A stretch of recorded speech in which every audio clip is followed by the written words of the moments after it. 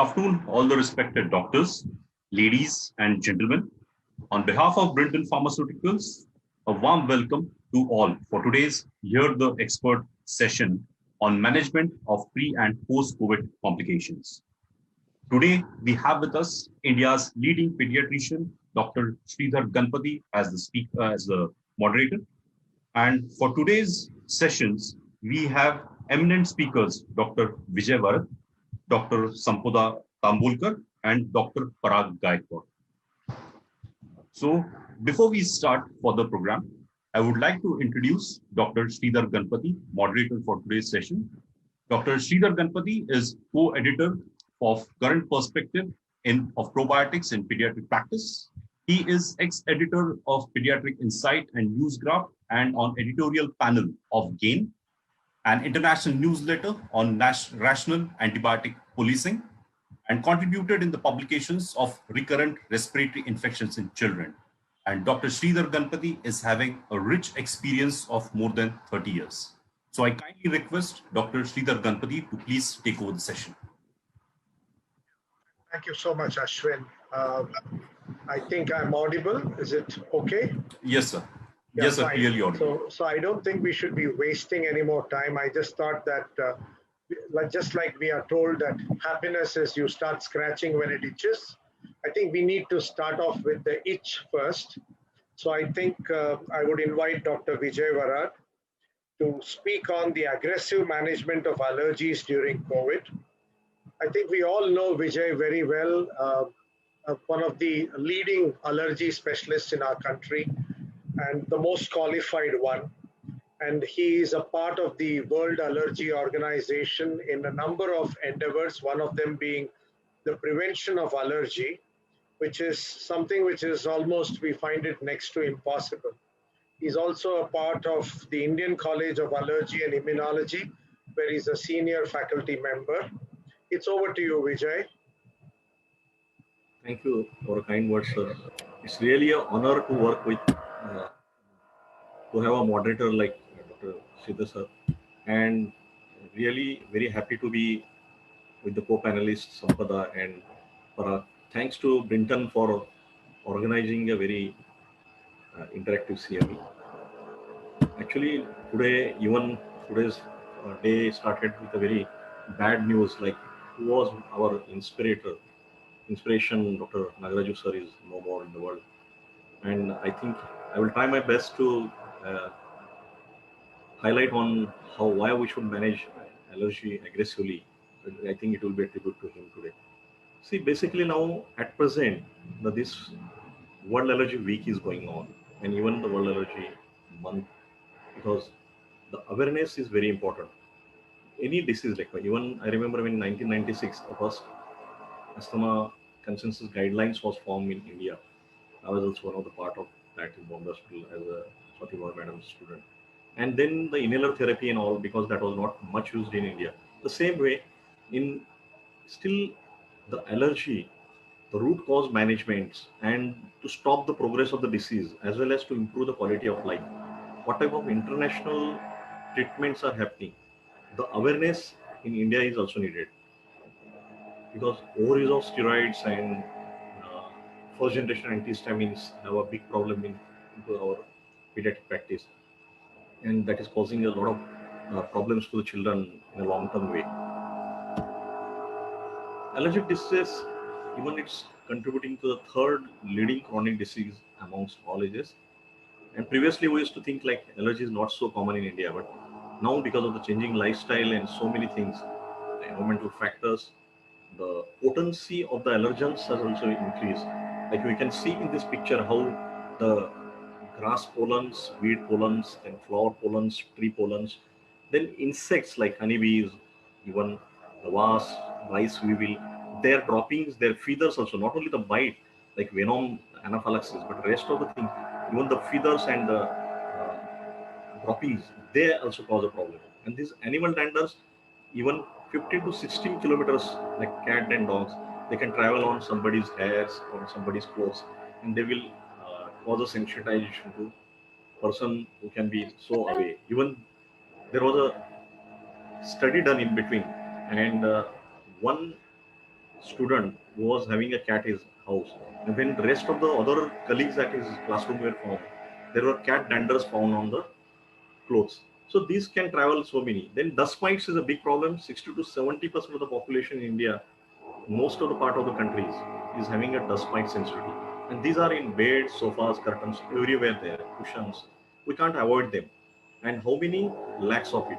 Because daily 1.5 gram of skin is shed, and around 1 gram of skin, 10 lakh dust mites can survive. And these indoor molds now, like Pune, Bombay, like cities, this rainy season will cause a lot of molds.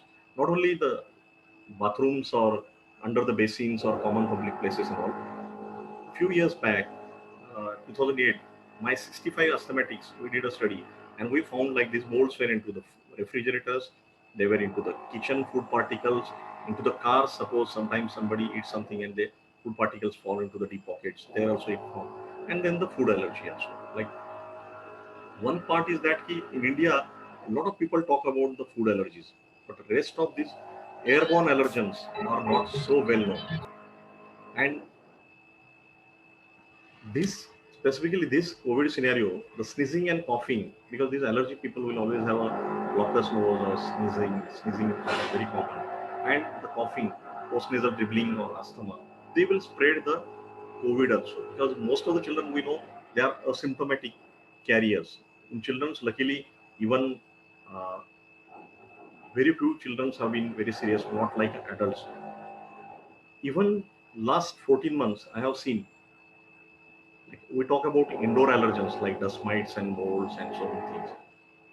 But children have not been much in a severe episodes of allergy. Eczemas, urticarias, they have been more common, or ocular allergies. But asthma specifically or rhinitis is not so. Those patients did not increase that many as we were expecting because the indoor allergens all. Maybe that reason this trigger are always because of some or the other things. So one of the things is the stress. And maybe the children are so happy they don't have a school and they are having their own time. Even the parents are giving a lot of time to them. So maybe that's the thing, like emotionally, and the inflammation may be controlled. We don't know because it will require a lot of studies because we talk about dust mites and all. They are so common. On the other way, I have found a lot of adults having a severe allergy presentations, even rhinitis, rhinoconjunctivitis, sinusitis. They come to me as I'm practicing in both pediatric and adult. So even practically, I have seen some of the patients which have a significant allergic asthma or rhinitis, and when they go like to the Goa or Darjeeling, and when the child is free of anything like tensions and all, those children have been very well controlled and they don't require much inhalers or something. So there are so many factors, like the primary allergen sensitization is one process. It continues, and one fine day, the inflammation is triggered by some or the other things. So the trigger and irritants are different, and the primary sensitization. And there are studies done now why we should interfere in an early stage, because whatever, as a practitioners, we all manage the symptomatically very well. Even nasal sprays, inhalers, that uptake has increased now in India. The safer second generation antihistamine is molecules like nicotine receptor antagonist and all. But in spite of this control, you will find in next few slides how the minimal persistent inflammation is a problem, and the newer sensitization, the ongoing process is always continued into the body in spite of the symptoms control. And one find that the patient will have some or the other part of the involvement or severe from the same part, the severe symptoms. So why, as I already said, like cough and rhinitis is a problem, and then they will spread the COVID. The same way, now this season, as now again everything is open, the pollution has increased now. The people will, the children will mix up with the other, then secondary infections will trigger the things. So the primary inflammation, if it is controlled properly with the proper nasal sprays or proper anti-inflammatory medicines, and suppose allergic asthma, then inhalers and all, we can definitely improve the quality of life. And as this year, World Allergy Organization has said about specifically anaphylaxis, because previously, few years back, hardly within 6 months or something, one anaphylaxis patient used to be there. But now, at least within 3 days, I get one anaphylaxis patient. And even not only children's, the adults also anaphylaxis has gone up. Insect venom anaphylaxis, like those cases have increased. Even the food allergy, the scenario is changing. Previously, we used to always think it's more common in children, but now I'm seeing adults also with the significant food allergies or pseudo-allergens or additives that way. So considering the thing to improve the quality of life, to stop the progress of the disease, and to avoid the side effects, because the fact is that overuse of abuse and the self-use of the steroids in India is still very high. Like this is a current scenario. Like I will share some of the current cases actually.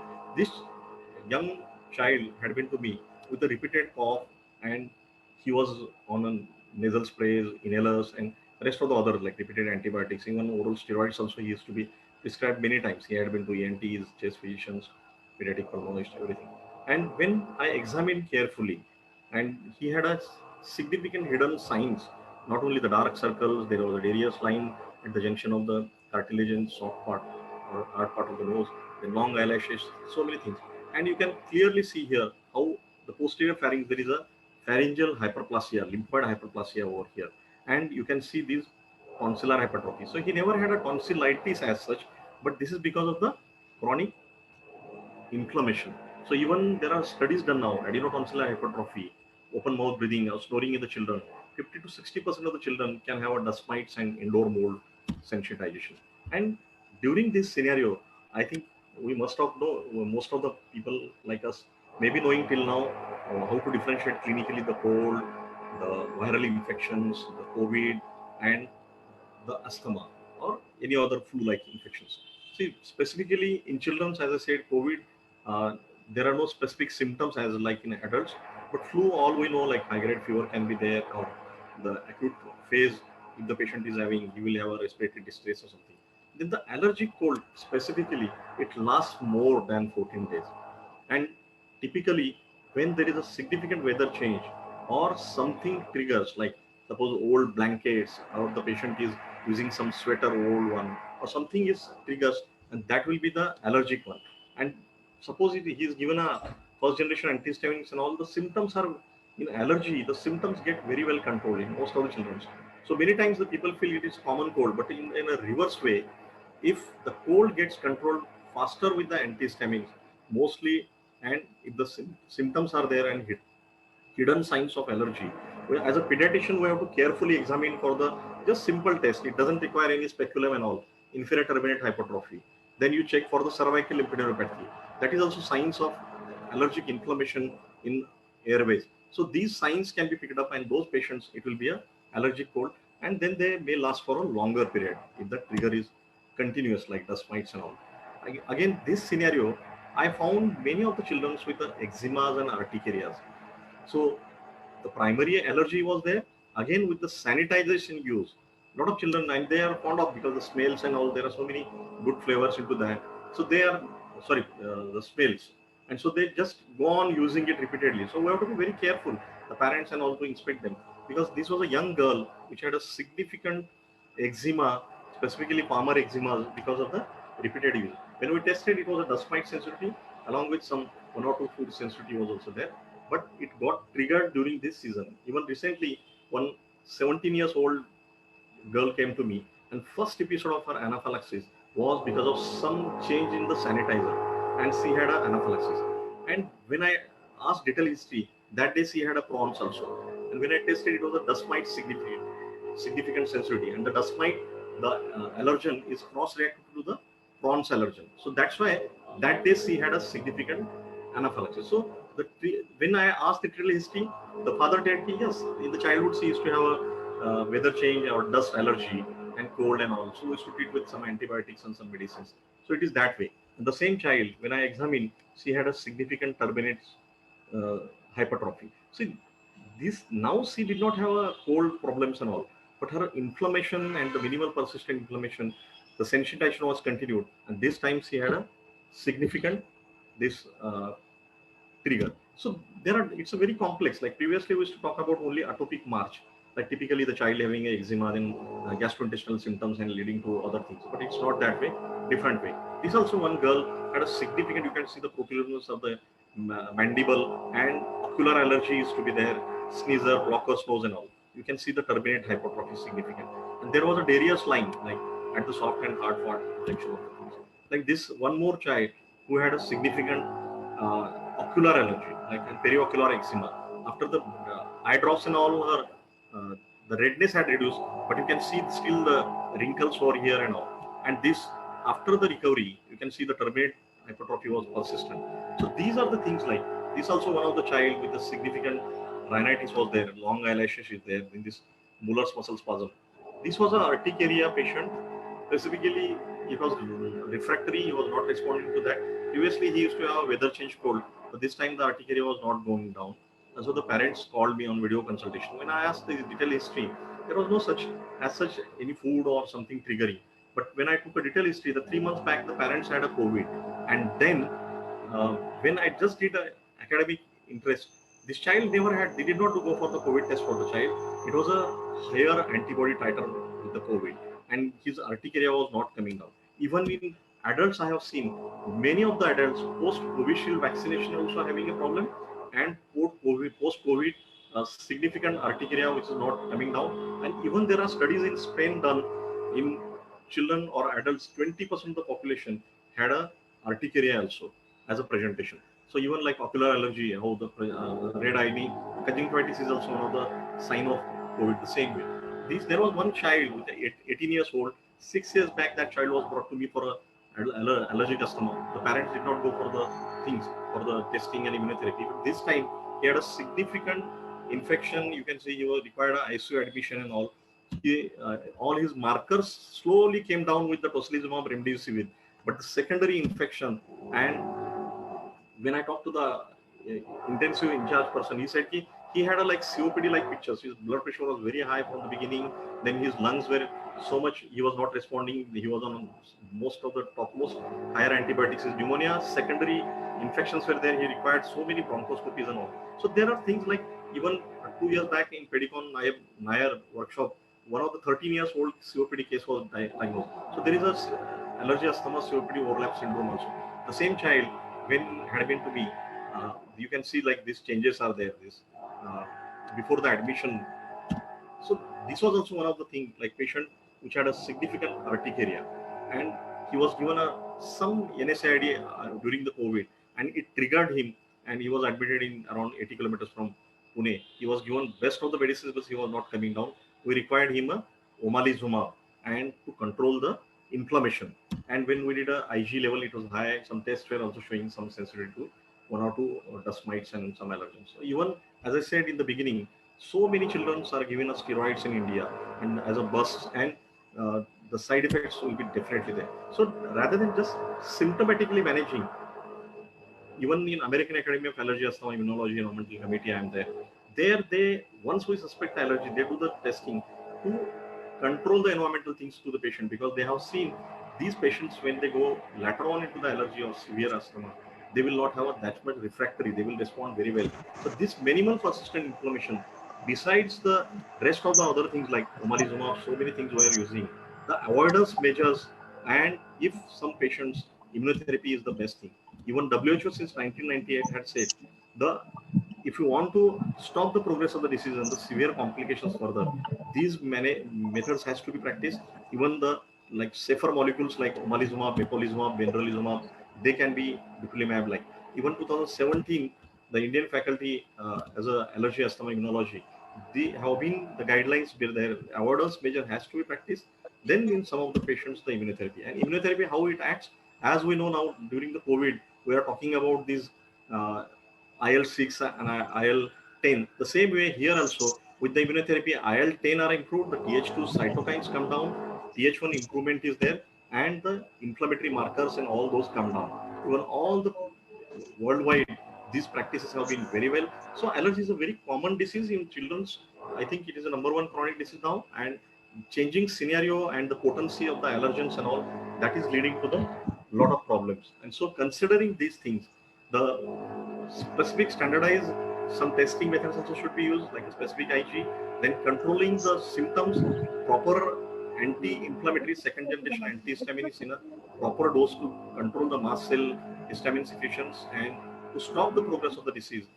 Avoidance measures and the immunotherapy, which will be really useful.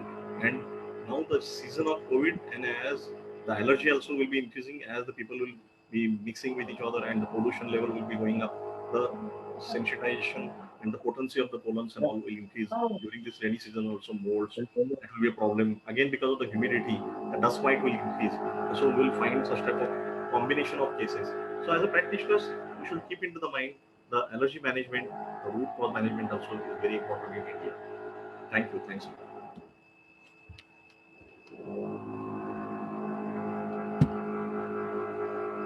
Vijay, that was aptly said, very short and sweet, and you just drove home the important points that in a COVID era, when everything looks COVID, and we are all now taught that even urticarial lesions could be the beginning of COVID. I just wanted your take on it. Is there any way to differentiate between an urticaria, which could be a beginning of COVID, and an ordinary urticaria? That's number one.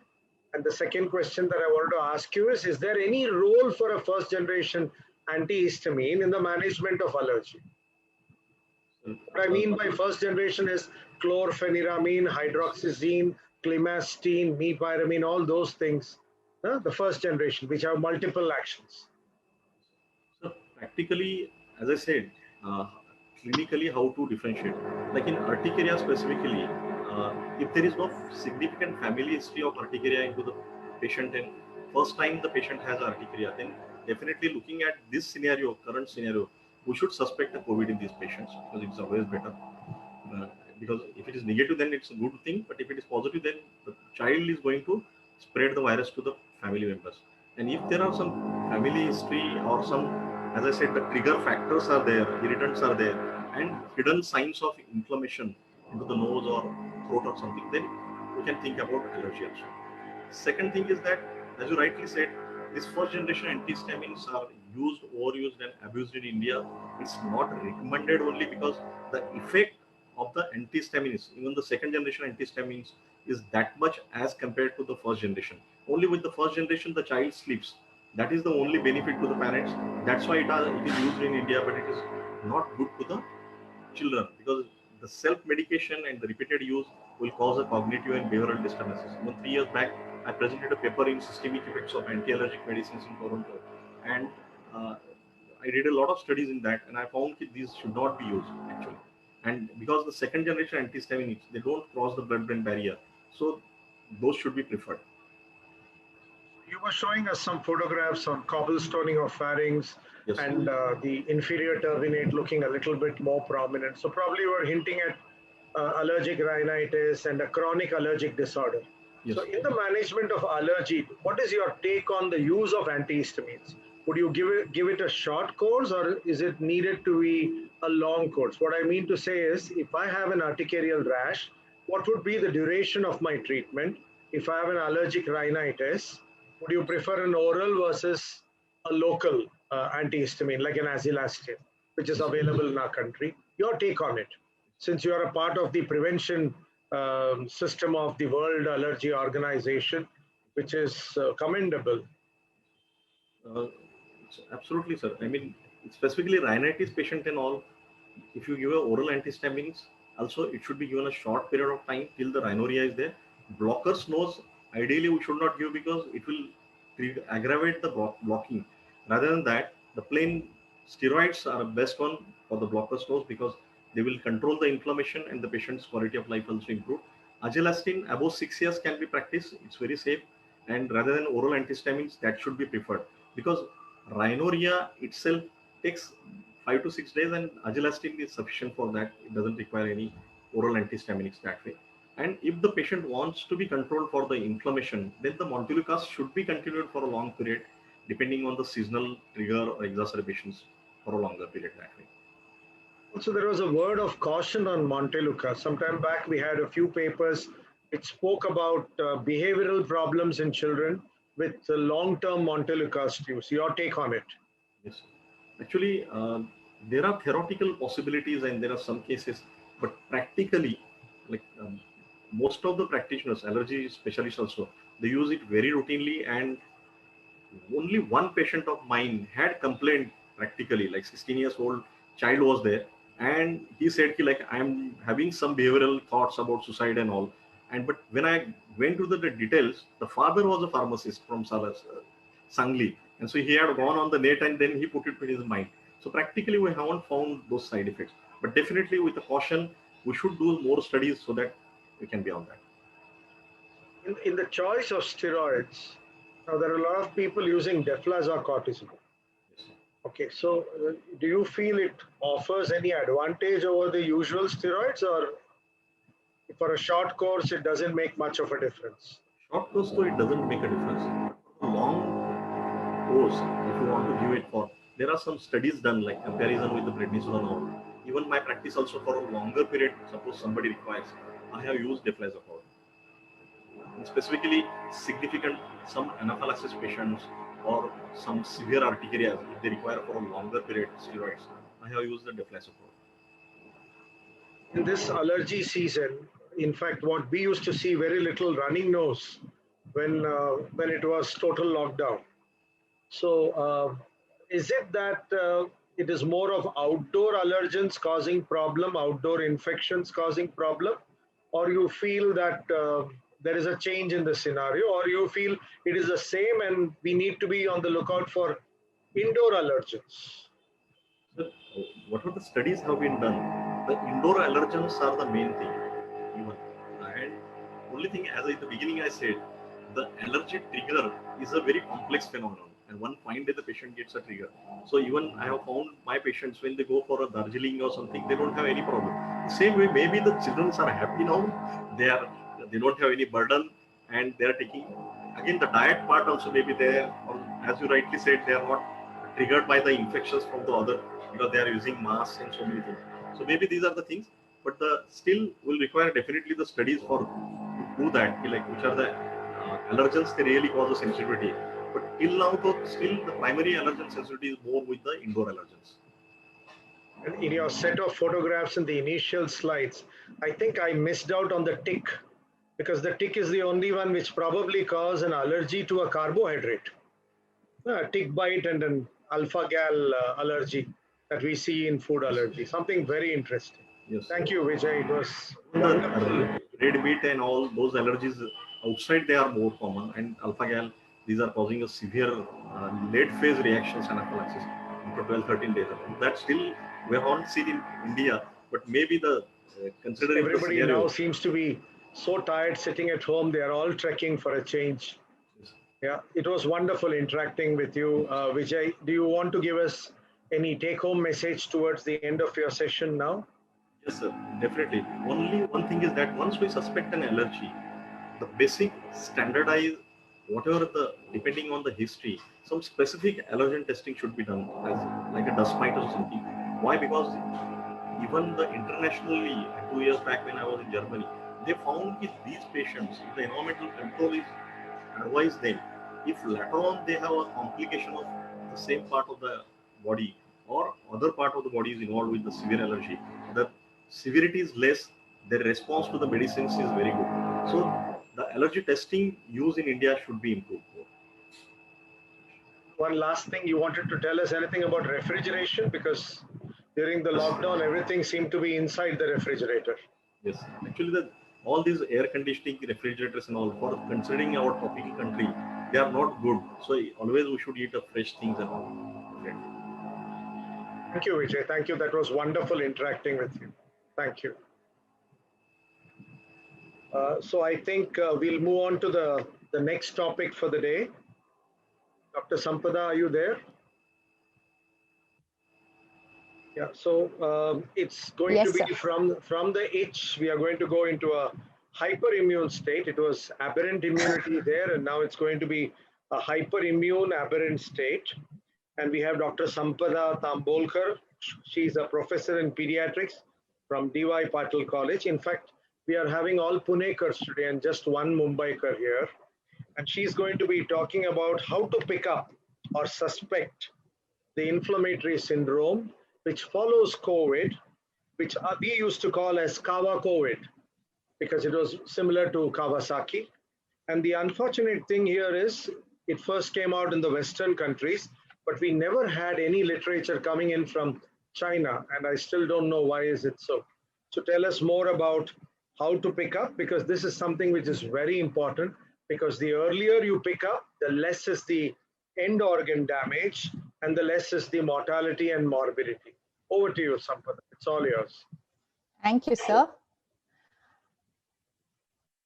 Dr. Varatsa has already set the stage rolling, and he has introduced an allergen in our mind that it's the immune system that we are really worried about. And so says it all with COVID.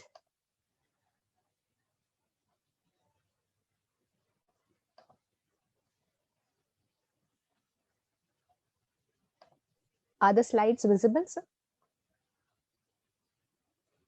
Yeah. So as far as COVID is concerned, so much has been said over the DIAP platform. We've had so many lectures on COVID, and I thought the best way to deal with this topic today would be for general pediatricians like us and the general practitioners to actually just sensitize ourselves as to how to pick up COVID in our general practice, and what can we expect and what do we get in this epidemic. So we all know the slide, the WHO slide on COVID, and it says that between the age of 0 to 19 years, the American Academy says 0 to 21 years of age, with two of the following, that is rash, hypotension, cardiac dysfunction, coagulopathy, and acute gastrointestinal problems. Now, what I have underlined this right now is rash, gastrointestinal problems, and no other microbial activity or inflammation. Now, why have I done this is because in this monsoon, we are going to come across hundreds of patients with rash, gastro-like symptoms, dengue, and obviously other microbes also interfering with the diagnosis. And of course, what the WHO has done, the last and is evidence of COVID-19 or likely patient or contact with a patient of COVID-19. I think that should have been the first point after the age group, is that is one history we as pediatricians have to put it on our OPD papers. As soon as a patient lands in our OPD with history of fever for more than 3 days, the next question all of us should always be asking is that anyone suffering or has suffered from COVID-19 or COVID-19 like symptoms, because most of the times the pediatricians have advised for the COVID-19 test, the RT-PCR, but unfortunately that was not done because of time constraints, lack of funds, and reasons being innumerable. So what are we going to face during this monsoon? We are going to get children with fever. We're going to get children with abdominal pain. We've already started getting children with rashes and GI symptoms. And obviously, all of us are going to be in a soup. Is this dengue? Is this scrub typhus? Is this rickettsial fever? Is this an enteroviral and adenoviral group? Or is it the gram-negative sepsis or the gram-negative infections that am I facing? And to top it all above that, we've, especially in Maharashtra, have faced a bad COVID wave during March and April, and we are going to get children with MIS-C, that is multisystem inflammatory syndrome. Now, are we going to order tests for each and every individual facing these symptoms? So, I mean, is the cost of therapy going to increase? So as at OPD level, how can you actually make out, do we really send the tests? And if yes, what tests do we want to send? So let's do this. First of all, let's just understand that MIS-C or the multisystem inflammatory syndrome is not a disease with one feature. And what we have found out is that it is a spectrum. It's as simple as acute febrile illness and as bad as a patient landing up with me in the ICU needing 3 to 4 inotrope support and in frank cardiogenic shock. So if you consider types of MIS-C, is obviously the first one is a group where you have these little red eyes, rash, maybe fever of more than 3 days duration. Now that is very important, that we generally have to wait for 3 days duration of fever, even if we suspect it right on day 1. And of course, no evidence of shock and no evidence of cardiac involvement as the acute febrile illness. The Kawa MIS-C or the Kawa COVID that Sir just spoke about is the typical Kawasaki-like thing, is like fever of more than 3 days, suffused red eyes, strawberry tongue, the palms and soles having a rash, the scaling, the unilateral lymphadenopathy, and of course the BCG scar being brought about again. And last but not the least is when the patient actually hits his heart high, and that is when he comes to you with carditis, cardiac involvement, and congestive cardiac failure. And of course, any child who has a Messi-like presentation with coagulopathy would fit into the shock state. So that would be a severe. So you have an entire spectrum of mild, moderate, and severe disease, and each one needing special focus and each one needing a special treatment. Now, I thought I would just run it through like any other presentation on a case-based scenario. And putting forth my first case is that she was a 14-year-old female child who came to me with history of fever of 3 days duration, like any other disease, with history of intense headache, myalgia, and she gave me a particular history that, doctor, I can't sleep well. There was no history of sore throat and cough and cold and throat pain. And for the last 1 day, she said that she had witnessed abdominal pain, very umbilical, but was not disturbed during her sleep. Now, obviously, on examination, she was febrile with a heart rate of about, on a clinical examination, she had a heart rate of over 90, a 14-year-old, when she had a fever of about 99.5 to 100. This was after giving ibugesic plus the ibuprofen combination.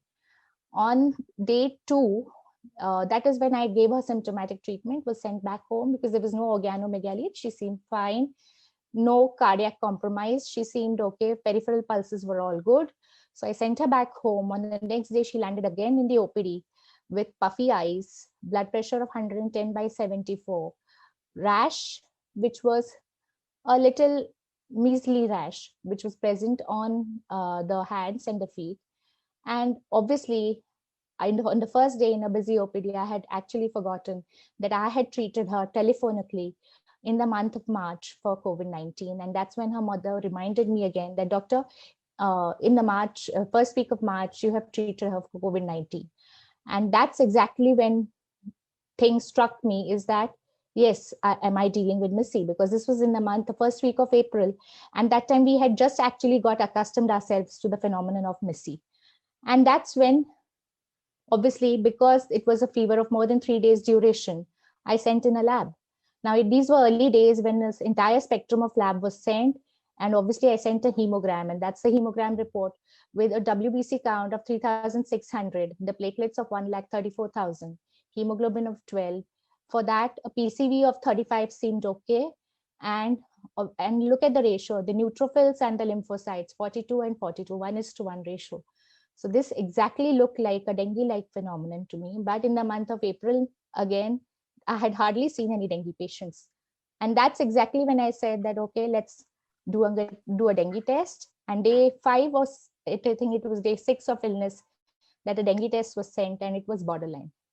So now for everyone, post-COVID was the last thing that we wanted. And the first thing was that, okay, this is dengue. The only thing which I had ordered in the first test was the CRP. Now this CRP in this child was 28. Now we've seen so many cases of dengue. The CRPs really don't go that high in the first week of dengue. When she was all well, her pulse pressure was fine. And in spite of the 5th or the 6th day of illness, her fever spikes came every 6 to 8 hourly, and they ranged about 100 to 102. So that is something which was very, very unusual, that this fever pattern was every 6 to 8 hourly. It was high-grade fever, above 100.5, needed medication. And is there an echo?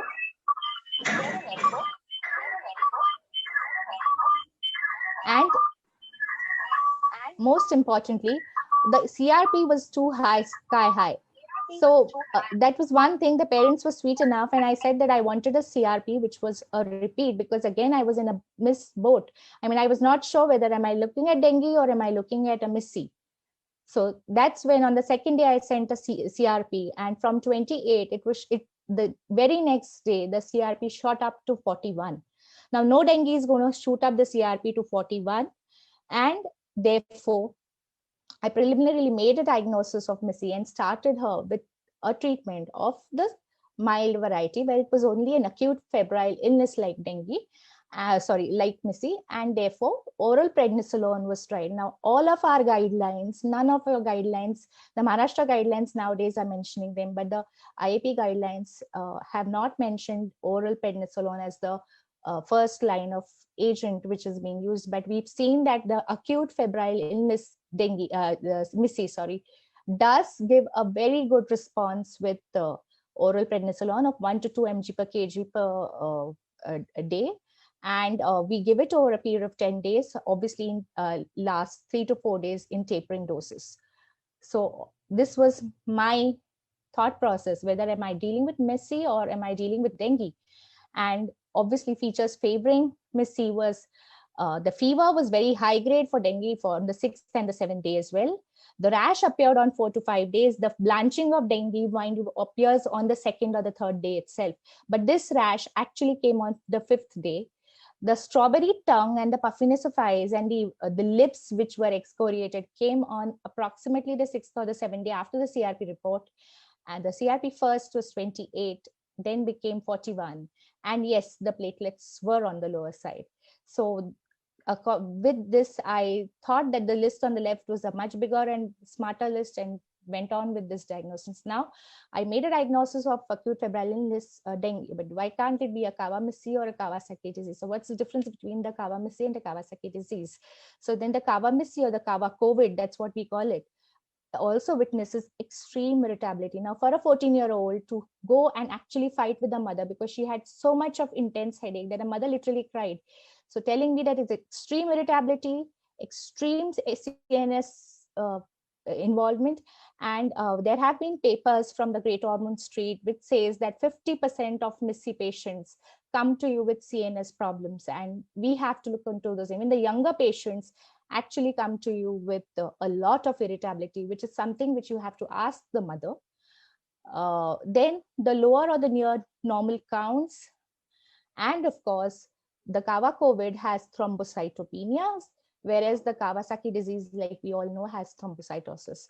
The beauty about Kawasaki is that only 7 to 10% of cardiac involvement, that's by the American Heart Association, whereas the cardiac involvement in Kawasaki is obviously much more.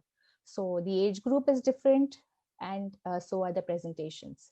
So the carry home message from this case was that the clinical examination is important.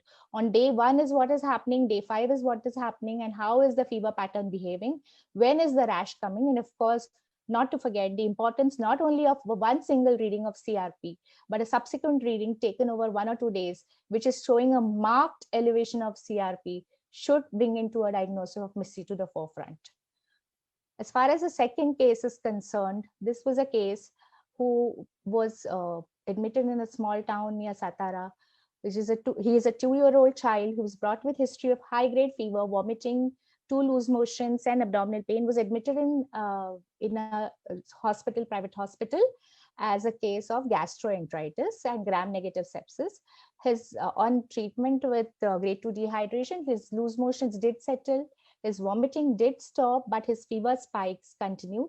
And the fever spikes were nonetheless not less than 102 to 103 every day, 6 to 8 hourly. Then the parents gave me a history that they were working parents in Pune and who had sent away their child to the grandparents' home near Satara is because both the parents had become COVID positive and did not want their child to be COVID positive as well. Now, what happened is that this child went to Satara. He was probably in the incubation period, and his grandmother developed the disease. So she was hospitalized, nobody to look after the child, and the child landed up in a soup because he had fever. And after 1 month, he goes to the hospital, gets admitted for gram-negative sepsis, and obviously with reduced intake, etc. But what was surprising is that in spite of his loose motion settling, the look never improved, and the child looked extremely irritable. That's what I've mentioned earlier. His intake reduced, and the rash appeared on the abdomen, etc. Now, the eyes also started looking puffy. The parents called me saying that they probably want to ship the child to Pune. And so the child was, actually this photograph was sent to me from Satara. You can actually see the puffiness of the eyes which have come in.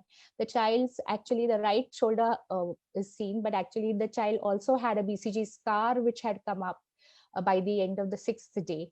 And this child The investigations on the left are showing that the hemoglobin in the hospital in the periphery was 10. The WBC count was 7,800. The brackets include the polymorphs and the lymphocytes. Now, the neutrophils, just I want to all of you to actually focus on the neutrophils and the lymphocytes. We all have been taught that in COVID-19, what we get is the polymorphs and lymphocyte ratio is skewed. So you have a ratio of more than 3:1. So you have a very, very high elevation of neutrophil, also neutrophilia. Now this child's neutrophil, but this was not COVID-19 because the RT-PCR was negative. He had probably got post-COVID, and his polymorphs was 56, his lymphocytes were 41, and his platelets were 1,27,000. Now this ESR was 42. CRP was 79, very, very unlikely, but yes, in gram-negative sepsis can have a high CRP. Procalcitonin was not possible since it was a very small town. So I asked them to repeat a CRP after 12 hours. Immediately after 12 hours, the CRP had shot up to 114, which was very, very unlikely in any gram-negative sepsis who was on antibiotics. Again, the IgM-NS1 dengue was negative, and the D-dimer initially, which was 0.4, had become 1.56. So it had become 3 times the normal. So thus, thinking of the possibility of dengue, I spoke to the person involved, and they probably thought that it is prudent to shift the child because it was a small place.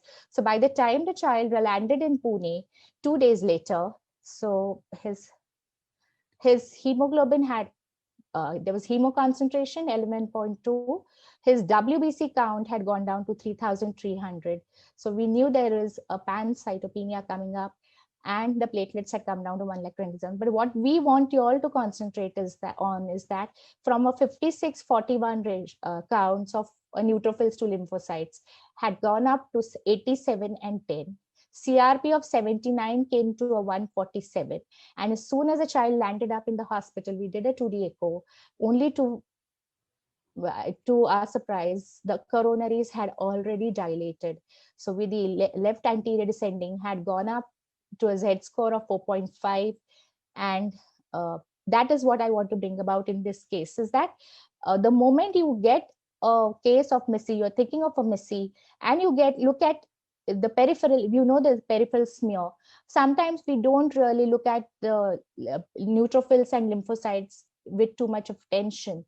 You have to understand that the moment you have a ratio of 1:1, it's fine. But the moment the ratio gets skewed, if you start getting your neutrophils more than 80, more than 85, that is the danger sign, because there are lots of papers in the American, the journal JAMA, which says that there is a definitive correlate between the neutrophil and lymphocyte ratio with the coronary involvement.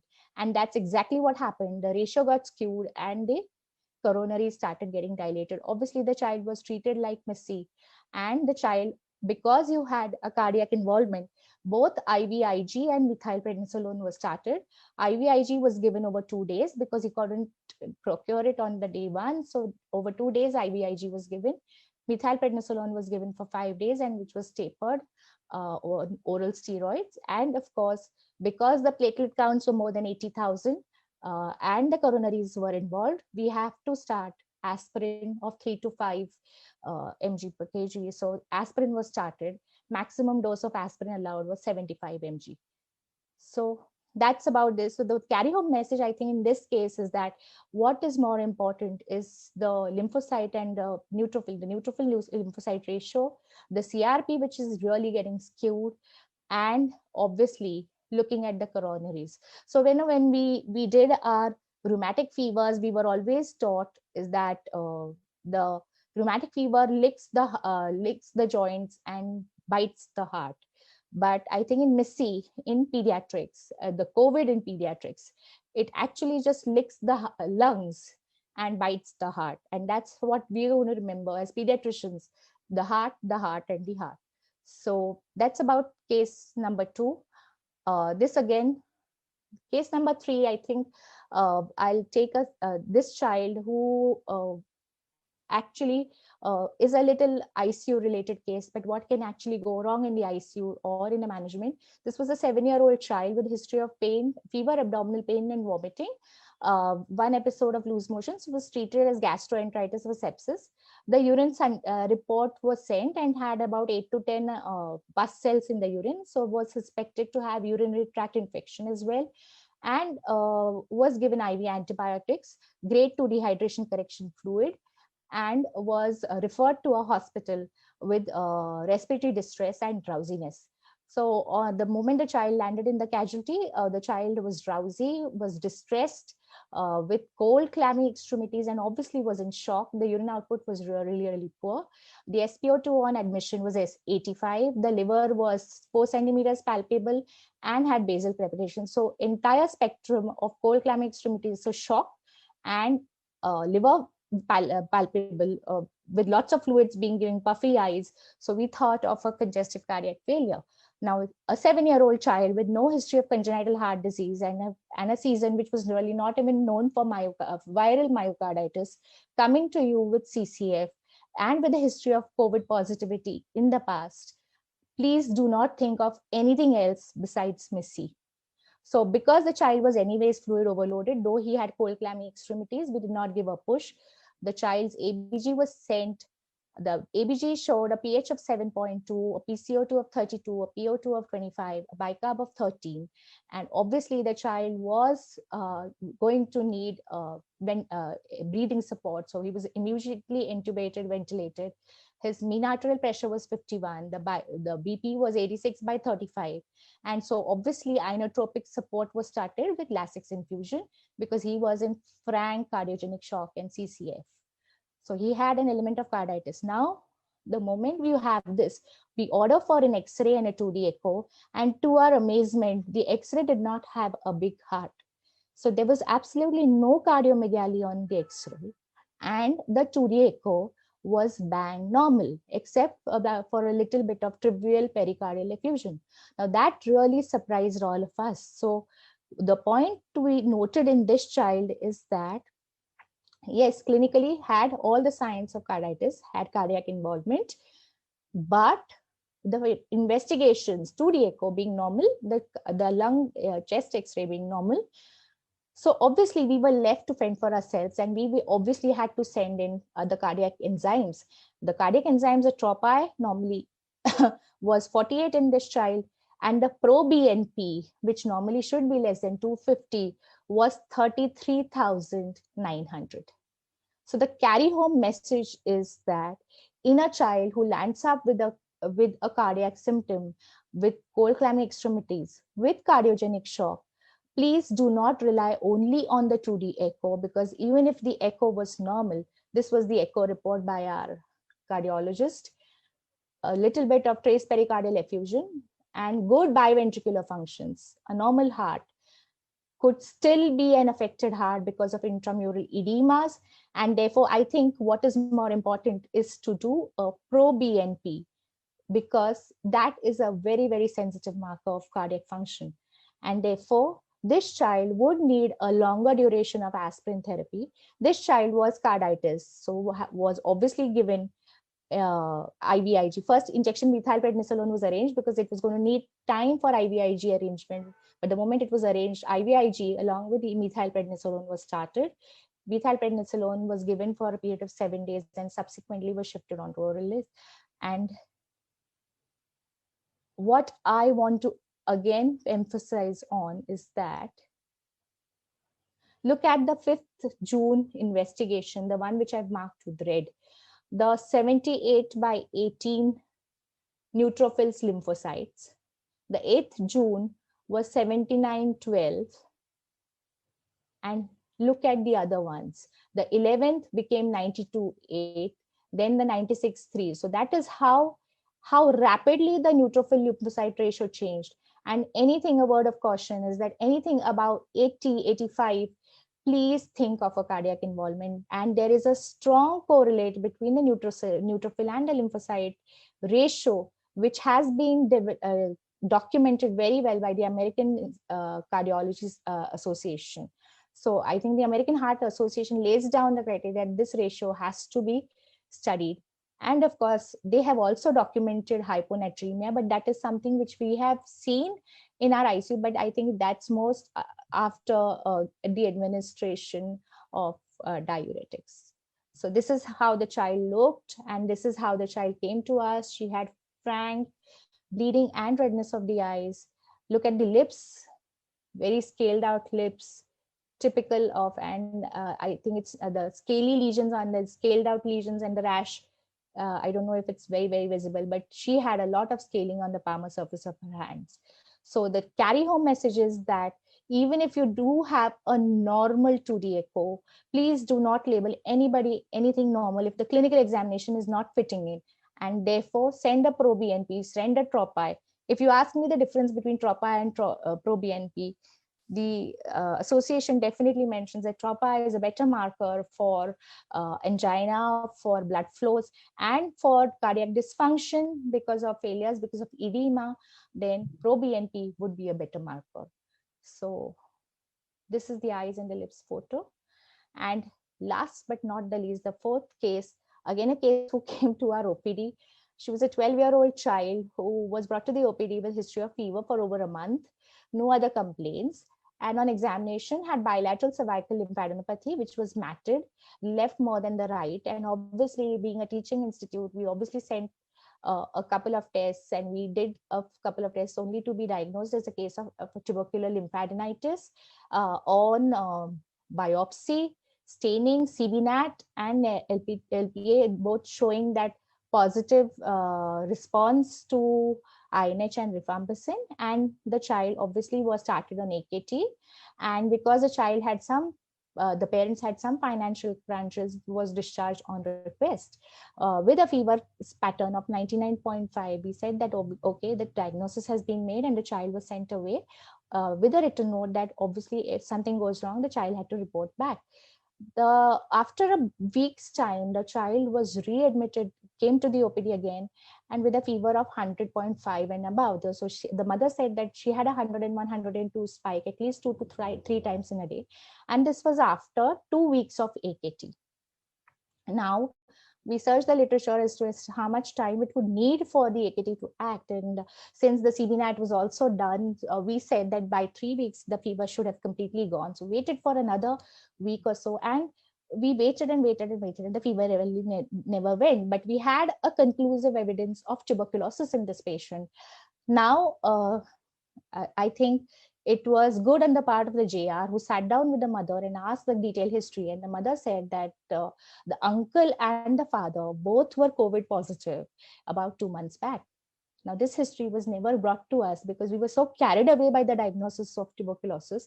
And therefore, this child's obviously COVID antibodies were sent because we were seeing a lot of MIS-C then. And this was the COVID antibodies. So like what I said, that the ESR 71, I can understand a tuberculosis patient having a high ESR, but there was no business of a CRP being 20.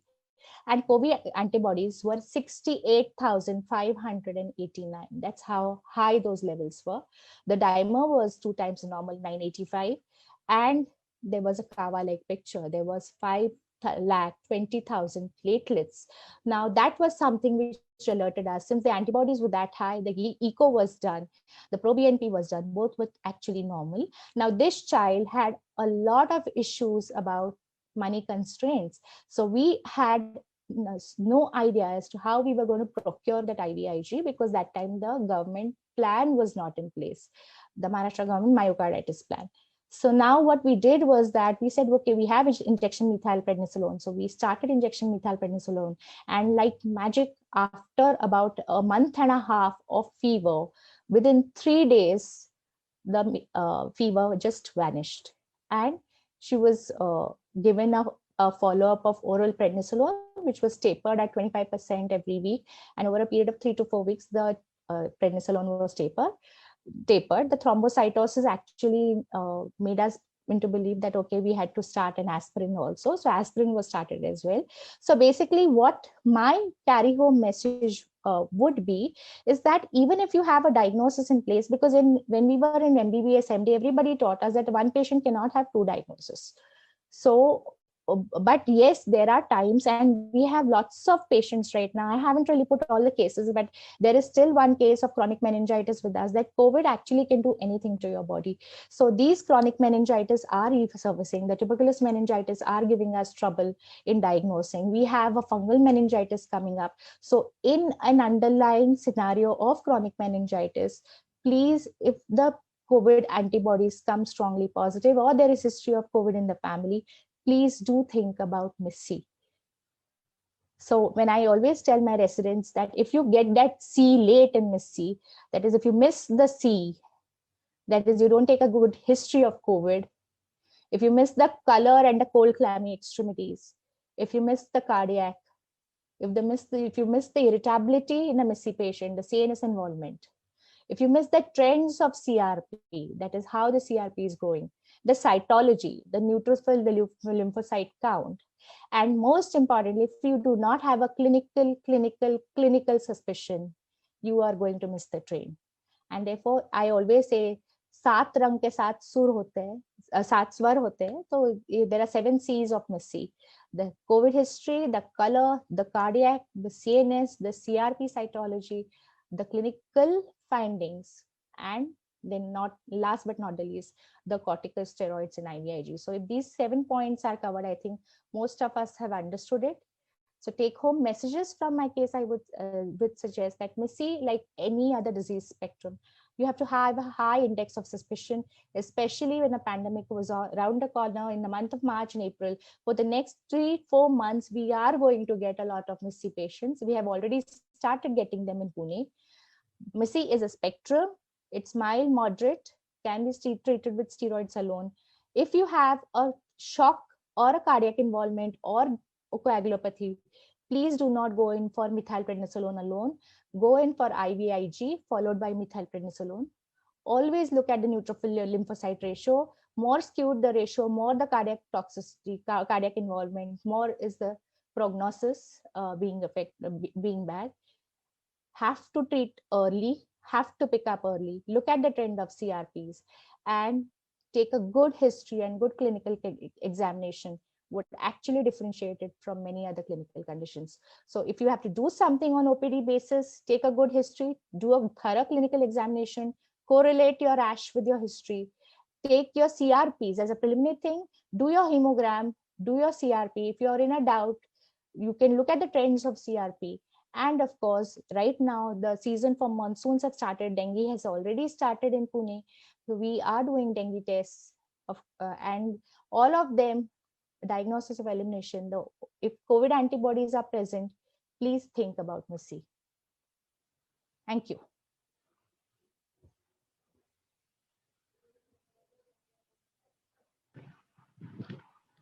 Yeah, I think Sampada will take questions towards the end, because I thought Parag should finish off his presentation.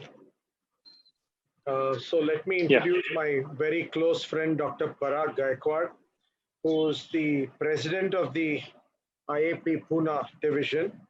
And he's a champion as far as the nutritional causes are concerned, because he's actively involved with all the nutritional programs with Central IAP.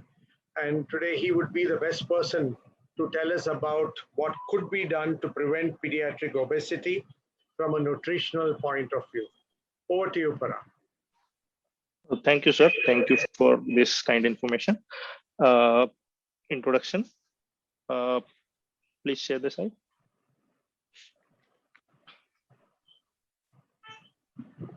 Good evening, all. We'll start to discuss how to prevent obesity in children in this pandemic. Next slide.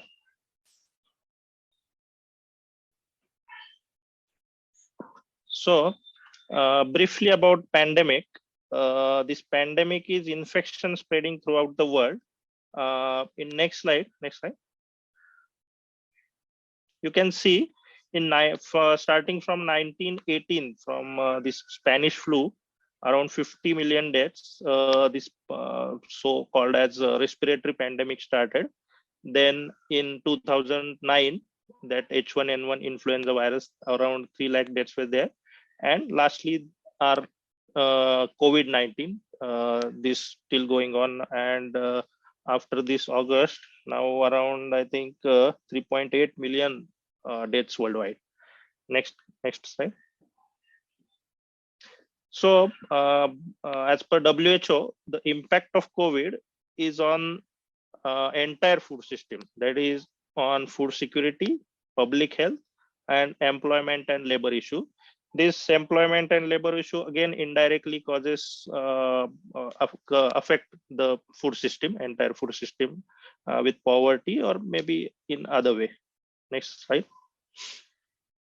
But we are interested in this side of the coin because of this COVID.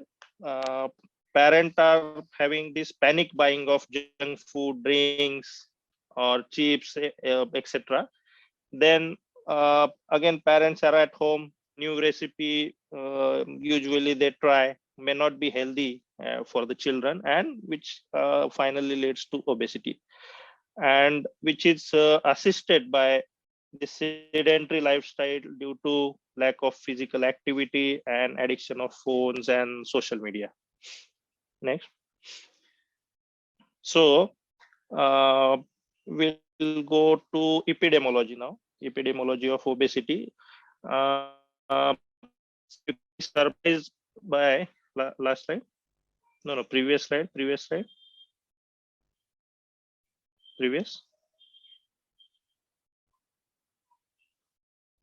39 million children under age of the 5 were overweight in 2020. This is huge number, and over 340 million children and adolescents in the age of 5 to 19 were overweight or at least obese in 2016.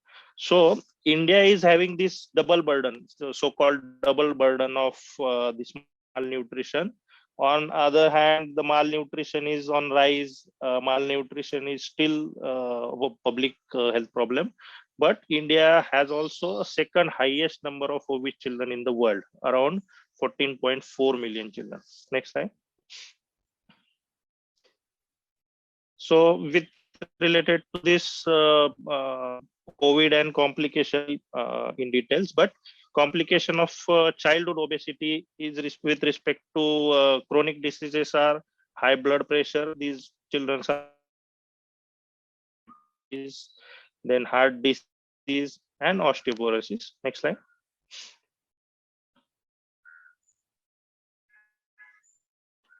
See, in this developed country, obesity is comorbid condition in children with severe cases of COVID-19. You can see in US also, obesity is prevalent among the 50 severe cases of COVID-19, and in Canada, obesity is premorbid condition for most of the children who were admitted to ICU in this pandemic.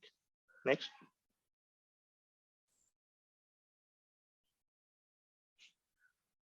So this is a vicious cycle of obesity and COVID-19. See how this obesity and COVID-19 is having a relation. Because of COVID-19, guidelines are there, government guidelines, parent pressure is there, so stay at home. This stay of home leads to sleep disorder, sedentary behavior, then fast food or processed fast food use, less sun exposure, and which leads to vitamin D deficiency, more screen time, and most important, sugar sweetened beverage consumption, and this over-the-counter junk food consumption, which lead to increased rise of obesity. And obesity again is having comorbidity like vitamin D deficiency, sleep disorder, then respiratory disorder, and again leads to increased susceptibility of COVID-19. So obesity and COVID-19 is related because in COVID-19, obesity is comorbid condition in pediatrics. Next slide.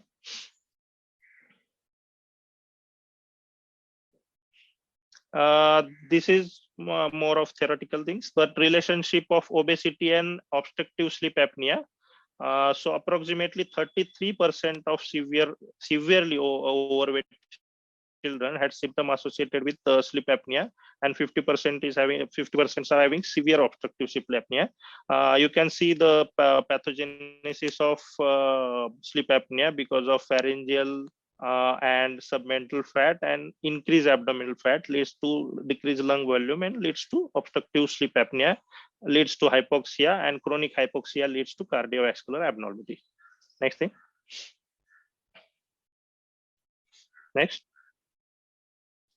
So we'll go in details how this obesity is prevented by on the three level, in this family, school, and community. These three levels are there. So in family, parents should be as a act as a role model for the children in a nutrition, and motivator to children to have exercise and less junk food, and not to go in sedentary lifestyle. In school, there should be no access to junk food, nutritional education, provision of healthy food in this government and private school. Then children should be there should be facility of physical activity. And lastly, in social level, there should be a taxation on unhealthy food. The nutrition chapter of IIP is having plan to work with other agency for labeling of the food. This is most important. Labeling should be there on all food items, and making it's again, the food should be marked as a low risk or high risk item. Then the parent should decide which food to buy and which food is bad for children. Next slide. So preventive intervention, age-wise, the breastfeeding is most important. Exclusive breastfeeding is step towards preventing the obesity. Then control protein intake. Then variety of food. Most important, avoid sweetened beverages and fruit juices.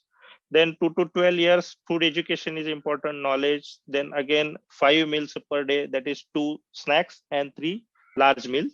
60 minutes of physical activity is most important thing. Reduce screen time. Now the screen time definition is somewhat changed in this COVID-19. Previously it was 20 minutes, but because of this education, online education, the screen time criteria is slightly changed by the WHO. Then 13 to 18 years, allowed child to choose the snacks, that is most important. And after nutritional education, 60 minutes again physical activity. We'll see in detail about physical activity lastly. And teach how to plan and prepare meal. That is also important thing in this adolescent. Next.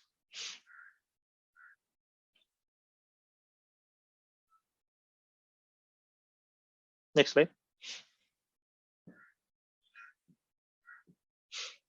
So, previous slide, previous.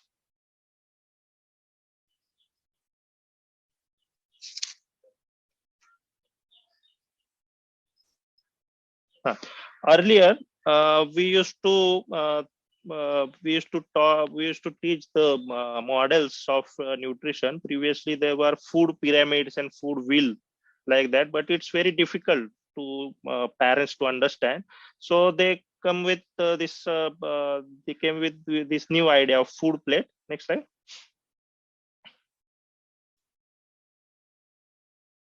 So this food plate is basically a plate divided into 4 parts.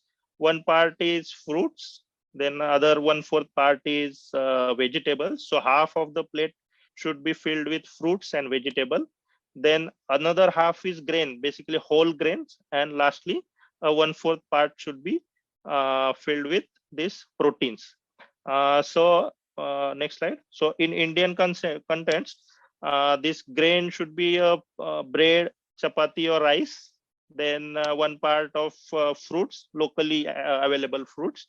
Then for this 1 part is vegetable. All vegetable should be there, like beans, carrot, cucumber, etc.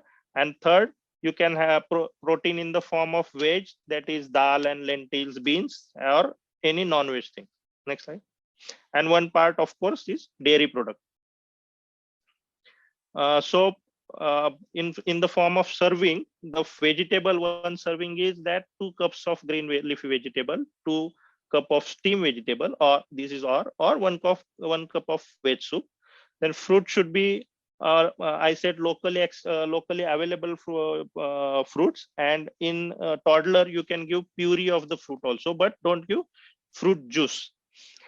Then dairy, that is 1 cup of milk or 50 grams of cheese. Next slide.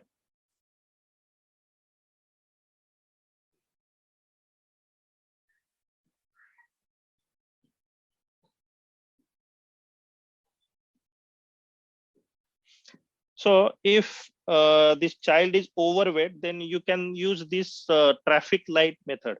That is, give the red light, show the red light to children that these items don't eat at all. That is junk food, or at least eat rarely. That is junk food, chips, and outside food. Yellow, you can eat slow, means you can eat once or twice in a week, but don't eat more in quantity. And this green light, that is fruits and vegetable, you can eat more every day. Next.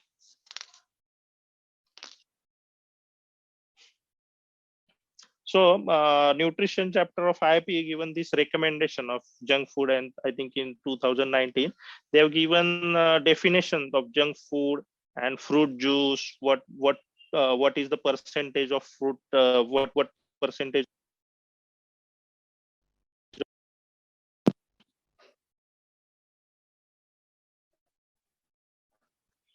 They have given this definition of junk food and fruit juices, etc. Next slide. So little bit about physical activity. Toddler, any playing, cycling, unorganized play will be there, but I'm interested more in this adolescent. In adolescent, the new concept is with dance, yoga, cycling, you can now they have given permission to high intensity this training program, that is short time high intensity exercise. Then this circuit training, that is small duration exercise in cyclical manner. Then elastic bands, and they have given permission for weightlifting and weight training also, with of course with supervision. Next.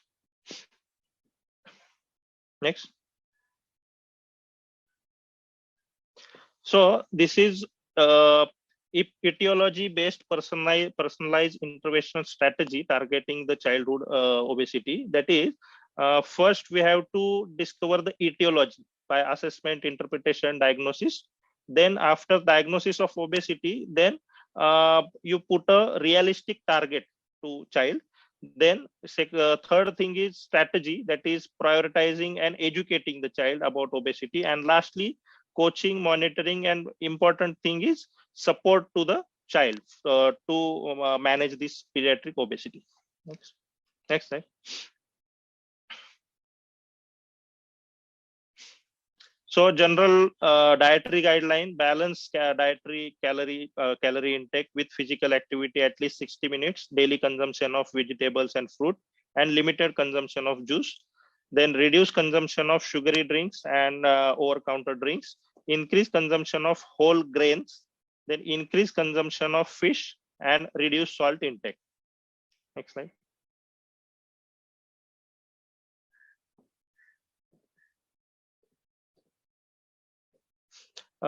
These are 2-3 clinical data, clinical studies that all shows that these studies show that if we decrease food intake, protein intake, and increase physical activity, obesity will be prevented. Next slide.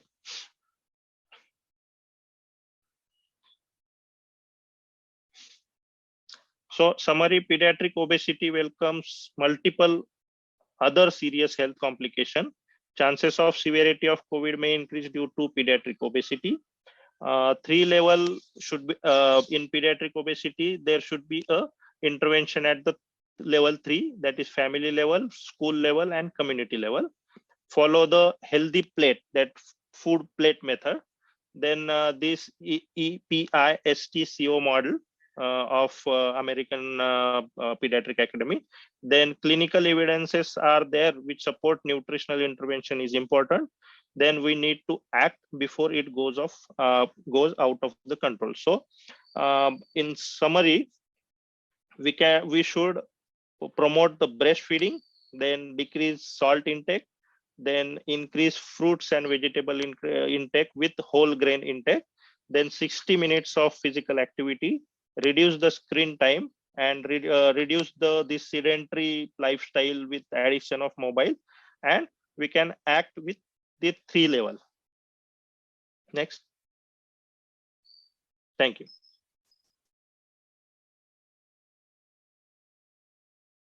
Over to you, sir. Yeah, that was very nice, Parag. I just love that plate. Okay, but something that we never practice. I think probably the distribution is different. Half the plate is all the goodies that we love and we love to eat.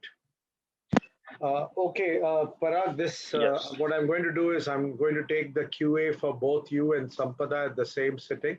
Sampada, are you there? Yes, sir. Okay, so you showed us a particular slide of red, orange, and green. Parag? Parag, are you there? Yes, sir. Yeah, you showed us a slide of red, orange, and green. Yes, yes, yes. So in the traffic, when it is orange, traffic light system. Yeah, we seem to go faster when it is orange. So I think it's but thing. This is the different thing. Yes, yes. I think it's the same thing when it comes to diet. And then I think the problem that we basically have is poverty, and second is illiteracy. And most of our patients love to get gyan from WhatsApp and Facebook. So have you thought of anything by which you could educate your parents in your OPD, or would you be using the social media to educate them? Yeah, two, three intervention, so-called intervention. I have one booklet. I have prepared that one booklet. Most important thing in our society is starting and promoting the complementary food. So at 6 months, I educate these mothers to what to give and what not to give. Usually in my practice, I usually ask mother not to start this salt, sugar, and milk before 1 month, and try to give information about this, how to prepare these newer recipes. And if this child is not started salt and sugar less than 1 month, then mother is educated in the form of this complementary food, and this child have so-called as training of the taste bud. So they will love this vegetable and fruits afterwards. Then after that, I have this social media called as this Facebook page of clinic. So usually mother ask in clinic, you are saying don't give this, don't give that, but what to give? That is the problem. So I usually publish the recipes, very locally acceptable and easily available recipes, small recipes of this complementary food and adolescent tiffin sort of things. And now this in pandemic, a snacks type of thing. If you given a ready-made recipe, then mother is very happy. The mothers are very happy. Then you can give this and you can give that. And after in this in this Facebook, I have given some educational material regarding this exercise also, the types of exercise, when to do, and in pandemic, how much exercise to be given. And lastly, I have given one booklet regarding this screen time. That is most important thing is this, I think, pandemic, because of this online education, there are acceptable, so-called acceptable screen time is more now. But after that online education, how to what you say, how to make a busy how to keep busy child in small plays or small exercise or small yoga sessions, like that I have given information of that also. So with booklet, this social media of using this Facebook, and lastly some links on the WhatsApp to small videos of exercise and screen time of this UNICEF published this videos of screen time and behavioral problem of children in pandemic. So I've given this is important for this pandemic. The FP page must be a big hit, Parag, your Facebook page. Yeah. Because if you are giving ready-made recipes, that's what everybody wants. But still there is a fascination for ready-made soups. And the ready-made soups, the salt content is phenomenal. So I think we Yes, need yes. to put a full stop to Yeah, everything when we yeah. write. Counsel Ready-made is food something very item. important. Yeah, yes. Ready-made food items, but mothers are now at home. They are, I said, they are trying new recipes. If you teach healthy recipes, then it's okay. But trying a new recipe will be problematic if it's not healthy. Thank you, Parag. Thank you so much. Yeah. Dr. Sampada, a lot of questions for you. First, they thought that the presentation really scared them up. I'm sorry. Rather than educate them, they were just feeling now they are going to be looking at everything as a Kawa COVID. And because it almost sounds like the great imitator. We had syphilis, then tuberculosis, then HIV, and now COVID fitting into everything.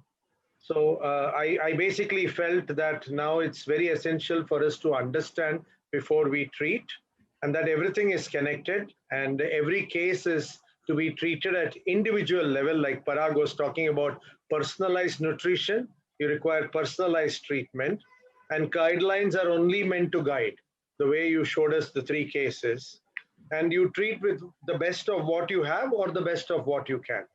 Now the first question was, if I had a mild COVID, okay, I'm talking of the pediatric age group, a mild COVID is more prone to an inflammatory syndrome or a severe COVID? So first of all, let me be a little more apologetic. I'm sorry if I've scared everybody, but it's just to make everybody aware. First of all, taking your question, I think the COVID antibodies or the mild or the moderate or the severe has no relation to the MIS-C later on. So it does not depend on your antibody titers. I've had asymptomatic patients coming down to me. For example, the 2-year-old child I showed you was an asymptomatic case. He was sent away to the native because the parents were positive. He was never tested. He never had symptoms, but landed up with a cardiac complaint. So that is one take-home message, that the severity in childhood does not reflect upon the MIS-C later on. But what I can add further is that what is more important is that is there any deaths in the family members due to COVID-19? The younger people, I mean, the child's kaka had passed away because of COVID-19 at the tender age of 36. So I think the family genetics matters. So just taking the history of COVID-19 is not enough. Getting to know how severe was the COVID in the family members, I think, would really help us in treating. The second part of the same question is, you showed us a very terrifying antibody levels. So is the antibody level equated with prognosis? Very high antibody level, bad prognosis? So actually, not really. I mean, I've tried to figure out papers where the antibody levels would talk about the prognosis. For example, in that 68,000 antibody levels, the only presenting complaint was fever of more than 4 weeks, but no cardiac involvement and no neurological involvement. Whereas the one which I showed in between, the one who went into the ICU, had an antibody level of 1.66. So now how can you really correlate it? So the antibody level, I think it's what your body does to the antibodies is more important. The levels really don't matter. Okay, and the next one was when you showed us the first case, when you were comparing dengue with Kawa COVID. Yes, so sir. there is a question is, why was not the modality of an ultrasound used there? Because usually what we were taught is, you have a malaria, you have a leptospirosis, you have dengue, you have typhoid, you have COVID, everything coming at the same time, and ultrasound is a great modality. So very true. The ultrasound modality really helps us in the free fluid, especially in dengue. But when does it really help us? When the leaking has already started. This child never, in the first case, she really never leaked. Her blood pressures were very maintained. Besides the rash and the puffiness due to the rash, she never had any third spacing. So maybe it could have helped, but before that only we probably got a high antibody titer, and on therapeutic measure of oral prednisolone, she did improve. So maybe yes, a point well taken, and maybe an ultrasound would have helped. But we've had dengues, we've had misses with a little bit of free fluid in the abdomen, a little bit of fluid in the pericardial space as well as in the pleural spaces. But that is a post-inflammatory. It's yeah, not post-inflammatory. So it's not really diagnostic in cases of dengue also. Okay, and the last one was the second case that you presented post-gastro. Yeah. Yeah, the pediatrician felt it was the beginning of an HUS. So he said, why was the PS not used as a modality? Because we had so much of discussion on platelet levels, on neutrophil level, and as well as lymphopenia. So would you keep that also in the differential? So HUS we would have kept in mind, but the renal parameters really never got deranged in that child. Secondly, there was no evidence of any hemolysis anywhere in the smear. I think that is one thing. At peripheries also we can have evidence of hemolysis which is coming up. So there was really no evidence of hemolysis in the smear there. And the last question before we close down is, what iatrogenic problems did you see with medications that were used? I'm talking about immunoglobulins and steroid, not about monoclonal antibodies. So we haven't really used monoclonal antibodies so far right now. But with the IVIG, what we've seen is that after the first dose of IVIG, for a transient 24 to 48 hours, we have had suffused eyes, flaring up of symptoms, the fever is really going up, and the blood pressure spiking a little more in the first 24 to 48 hours, which is pretty much, it settles down with time. With methylprednisolone, of course, the electrolyte imbalances and the sugars really going. And we've not encountered cases, but I just read reports about 2 or 3 people getting mucormycosis after the steroids and diabetes. That was the point of interest, and why a decadron is, I mean, a dexamethasone is not being used. So that's because of the long-term action of dexamethasone. We really want anyhow, you're going to be giving steroids for 6 to 8 weeks, whether you yes, sir, but how long? But because dexamethasone really has a very skewed action on the blood sugars, and you really have to give it for a longer time. So methylprednisolone is short pulse. You're not worried about the lungs. You're worried about systemic. Yes. And electrolytes are not very much affected by dexamethasone. No. So why not? So we have used. I'm not talking about theory. No, theory is fine. I mean, sir, even for HLH, we have tried dexamethasone. So it's the same system, but what we've seen is that the effect is much better with methylprednisolone. So that is probably why we're doing it. Yeah, Parag, you wanted to add something? Yeah, and sir, many studies are there with methylprednisolone. Many studies are there. In Pune, I think all medical colleges are treating this MSc, as madam said, and they're pretty good with this methylprednisolone and IVIG. IVIG, I think, is miraculous drug. But the cost. Only problem is this cost. The only thing is then we enroll them under the Mahatma Phule, the government schemes. We have the 40,000 package of myocarditis, and we can get IVIG through them. So the take-home point is whether you got a red eye or you have paradoxical crying that our teacher, Dr. Amdekar, always used to teach us. That is, when you pick up a child, they stop crying. But here is a child who's crying when you pick them up. It points towards Kawasaki. That is a systemic vasculitic disorder. So when you have redness in the eye or the redness in the toe, think of COVID. It's scary. And as far as Parag is concerned, I think an obesogenic environment, and inherited microbes and obesity, but it is more of an obesogenic environment and circumstances and illiteracy contributing more to the obesity pandemic. Yes. Right, Parag? Yes. And Parag has told us that we need to keep our eyes open whenever we have a child with an itch. It could be much beyond histamine too. Thank you so much. Wonderful presentation by all the panelists. Thank you, Brinton, for giving us this time to put forth our ideas. Thank you, Ashwin. Thank you, the rest of the team of Brinton. Thank you very much. Thank you, sir. Thank you. Thank you, sir. Thank you, sir. Thank you. Thank you, sir. Thank you so much. Thank you, Dr. Varat, for taking us through the various tests for identification of inflammation allergy and rational use of steroids and antihistamines in allergy. Thank you, Dr. Tambulkar, for taking us, sharing your experiences on MISC, differentiation of MISC and dengue, and the important cases which you have shared would really be helpful to the audience for their clinical practice. And of course, the 7 C's of MISC was really, it was really commendable. And Dr. Parag, thank you so much for sharing us how the food plate should be and what should be the ingredients of the food plate. And definitely the traffic signal model and EPSITCO model was really bang on this topic. And Ashwin, he forgot to show us the size of the plate. Ganpati for... He forgot to show us the size of the plate. No, but he size has... matters. No, he had mentioned... He mentioned the quantity, what should be in grams. Yeah. And so thank you, Dr. Ganpati, for sharing your experience, and your presence really made this whole session here, the expert session, really it's an awesome experience for all the speakers as well as the audience. Thank you all for being with us. We are definitely looking forward to have more such events with you. And thank you for the service which you all are doing to the humanity and all the patients during this unprecedented times. Thank you so much on behalf of Brinton. Thank you. Thank you. Stay safe. Thank you, sir. Thank you. Stay safe. Yeah, thank you, sir.